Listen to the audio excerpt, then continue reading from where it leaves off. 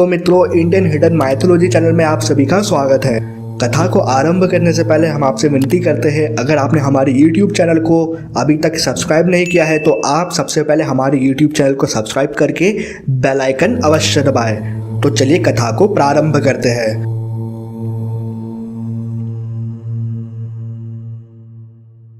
क्या कोई इंसान इतना स्वार्थी हो सकता है कि अपनी जिद पूरी करने के लिए किसी व्यक्ति को जीवन भर के लिए दुख दे दे?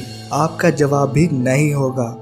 तो आज हम जिस घटना का जिक्र करने वाले हैं उसका संबंध है महाभारत काल से। महाभारत की यह घटना राजा ययाति से संबंधित है, जिन्हें शुक्राचार्य ने श्राप दिया था, जिसकी वजह से राजा ययाति ने अपनी जवानी खो दी थी। असुर गुरु शुक्राचार्य मृत्यु संजीवनी की विद्या जानते थे, जिसके कारण वृषपर्व उनका बहुत सम्मान करते थे। शुक्राचार्य के अत्यधिक लाड़ प्यार ने उनकी एकमात्र संतान देवयानी को बिगाड़ दिया था। वो इतनी जिद्दी और घमंडी हो गई कि वो किसी को अपने सामने कुछ नहीं समझती थी। एक दिन राजा वृषपर्व की पुत्री शर्मिष्ठा शुक्राचार्य के पास उनकी पुत्री को स्नान के लिए झील ले जाने की अनुमति मांगने आई। शुक्राचार्य ने शर्मिष्ठा की बात मानकर अपनी पुत्री को जाने की अनुमति दे दी। सभी कन्या झील में जाकर नहा रही थी, तभी अचानक बहुत भयंकर तूफान आया, जिससे सभी के कपड़े इधर उधर उड़ गए और गलती से शर्मिष्ठा ने देवयानी के कपड़े पहन लिए।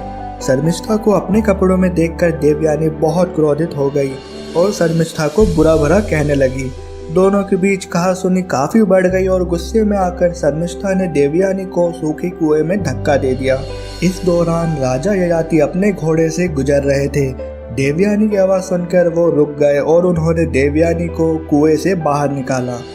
हाथ पकड़ लेने की वजह से देवयानी ने राजा ययाति को स्वयं के साथ विवाह करने के लिए दबाव डाला, परंतु राजा ययाति ने यह कहकर विवाह के लिए मना कर दिया कि वो एक क्षत्रिय है और वे ब्राह्मण युवती से विवाह नहीं कर सकते। यह बोलकर राजा ययाति वहां से चले गए। राजा ययाति के जाने के बाद देवयानी घर न जाकर तालाब के किनारे बैठी रही। जब काफी समय तक देवयानी अपने घर वापस नहीं पहुंची, तब शुक्राचार्य चिंतित होकर अपनी पुत्री के तलाश में निकल पड़े। जब झील के किनारे उन्हें अपनी पुत्री मिली तो उन्होंने पुत्री के घर न आने का कारण पूछा। तब देवयानी ने अपने पिता शुक्राचार्य को सारी घटना बताई और कहा कि जब तक शर्मिष्ठा उससे माफी नहीं मांगेगी तब तक वह नगर में वापस नहीं आएगी। शुक्राचार्य ने यह बात राजा वृषपर्व को बताई और कहा कि अगर उनकी पुत्री देवयानी से माफी नहीं मांगेगी तो वह इस नगर को छोड़कर चले जाएंगे।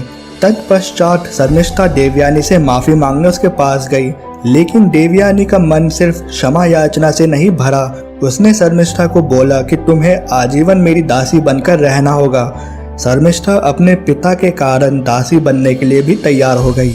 एक दिन राजा ययाति दोबारा उसी मार्ग से गुजरे और उनकी मुलाकात दोबारा देवयानी से हुई। देवयानी ने शर्मिष्ठा को अपनी दासी के रूप में राजा ययाति से मिलवाया और दोबारा राजा ययाति को विवाह के लिए कहा।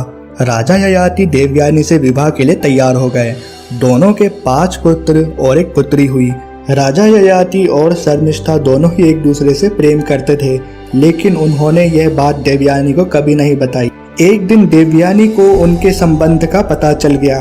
उसके बाद देवयानी अत्यधिक क्रोधित अवस्था में अपने पिता शुक्राचार्य के पास पहुंची और उन्हें सारा हाल सुनाया। शुक्राचार्य ने क्रोधावेग में ययाति को श्राप देकर उसकी जवानी छीन ली। ययाति उनके सामने गिड़गिड़ाए और दया की भीख मांगने लगे।